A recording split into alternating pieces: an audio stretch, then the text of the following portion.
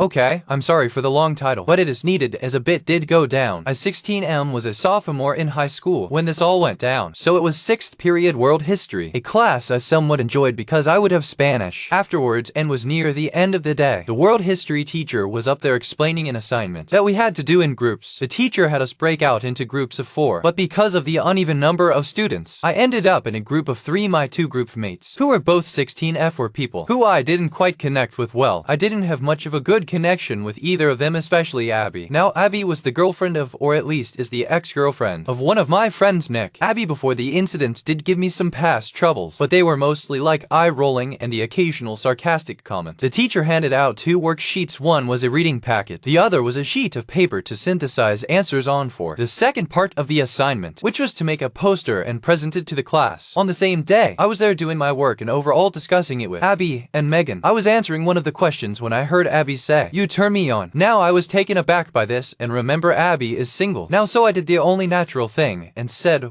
"What was that?" Abby then said it was nothing, mind you, she did mumble it under her breath. Needless to say, I moved slightly a little further away from them. Not too far to stop being a group, but enough to put some distance between me and them. Barely even 1-3 seconds later, Megan made a moaning-like sound. I was about to call over the teacher, but I didn't want to appear like an a-hole, so I just looked around and returned to my work. After that, not much else happened. We got the assignment done, but Abby was being snappy, almost like she lost her mind. We made the poster, which is to put what you think civil rights should be. We turned it in and have it onto the board to present. While the teacher was asking other groups, I felt a touch on my right leg, not like metal, but it felt like some placed their hand therein like a tap or a light kick to my kneecap, and it happened twice. I was able to tell it was Abby doing it. I ignored it because I thought it was something like, oh, she's bored or something. Looking back on it now, I think Abby's intention was not to just get my attention, but to do an action, let's just say, less than decent and should never be done in public, which I'm glad I never looked under the table. Otherwise, this would have been a completely different story. I did think about going to the school resource officer, but it was near the end of the year and summer was just in sight, so I just decided to not bring it up to teachers or admin. But as for Abby and Megan, let's not meet again.